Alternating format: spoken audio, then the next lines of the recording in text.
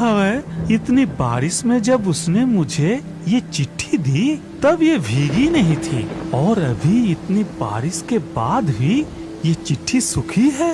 तभी सीधू पीछे मुड़ के देखता है कि वो बुरी औरत वहाँ पर नहीं है। ये देख सीधू आश्चर्य हो जाता है, लेकिन वो वहाँ बिना रुके अपना काम करने शमशान चला जाता है। अरे अभी अभी कौन लाश लेकर आए हो? कहाँ चले गए सब? जल्दी जल्दी आओ, चीता तैयार कर लेते हैं, आ जाओ जल्दी। लेकिन शमशान में भी कोई नहीं था, आसपास भी कोई नजर नहीं आया। तभी अचानक सीधू को एक ख्याल आया। फिर वो तुरंत एक मसाल जलाकर उसके रोशनी में चिट्ठी को खोलकर पढ़ने लगता है। बेटा जतीन, मुझे लेकर तुम्हें जो तकलीफ हो रही थी उसे छुटकारा दिलाने के लिए मैं घर से निकल पड़ी थी। तुम्हें जन्म देने के बाद से मैंने यही कोशिश की कैसे तुम खुश रहोगे। माँ होकर कभी तुमसे कुछ नहीं मांगा, लेकिन आज मैं तुम्हारे हाथ की आग मांग रही हूँ। क्या ये चिट्ठी मिलते ही मेरे पास आ सकोगे? मैं तुम्हारा इंतजार कर रही हूँ, तुम्हारी माँ।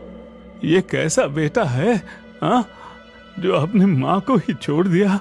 अरे कोई मुझसे पूछो, जिनके माँ बाप नहीं होते वो कितने बदनसीब होते हैं। अरे तुम्हारे पास माँ बाप रहते हुए भी उनके कदर नहीं करते हो। मुझे इस चिट्ठी को अभी अभी पहुंचाना होगा।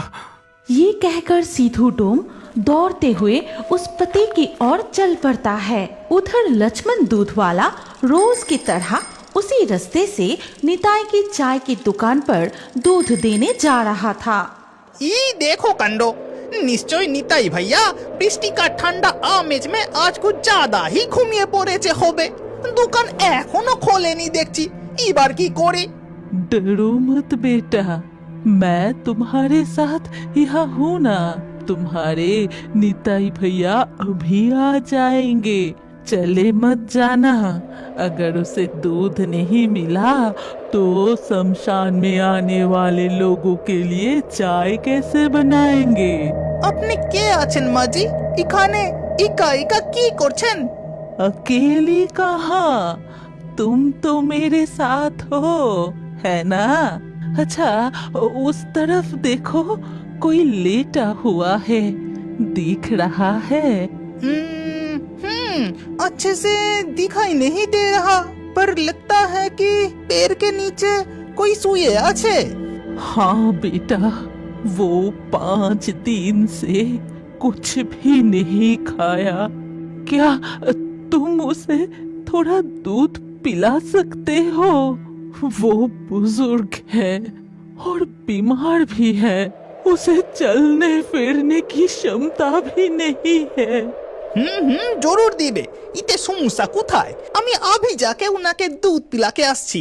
लेकिन लक्ष्मण उसके पास जाके देखता है कि वो और कोई नहीं, वो इतनी देर से जिसके साथ बात कर रहा था वही पूरी औरत वहाँ मर के पड़ी है। ये देख लक्ष्मण, अरे बाप रे, मर गया रे। लक्ष्मण के हाथ से दूध के प्याला गिर जाता है, लेकिन दूध बहते हुए उस बुरी औरत के मुंह की तरफ चला जाता है। इस बीच निताई और सीधू डोम वहाँ आ जाते हैं और उनके साथ था जतीन। फिर निताई और सीधू डोम लक्ष्मण को बिठाते हैं। इधर तब जतीन, माँ मुझे माफ कर दीजिए माँ, अब घर से चले जाने के बाद मैं आपको बहुत ढूंढा पर अब नहीं मिले। अब मुझसे नाराज होकर घर छोड़ दी, अब इस दुनिया को ही छोड़ के चली गई माँ। अब मैं तुम्हारे बिना कैसे रहूंगा माँ? मैं आपसे बहुत प्यार करती थी माँ। माँ। अगर आप इस कहानी के अगले भाग देखना चाहते हैं तो कमेंट में नेक्स्ट पार्ट जरूर लिखिए और हमारे fairy Toons Hindi Facebook page को अभी फॉलो कीजिए। अगर ये कहानी अच्छी लगी तो लाइक करके शेयर कर दीजिए।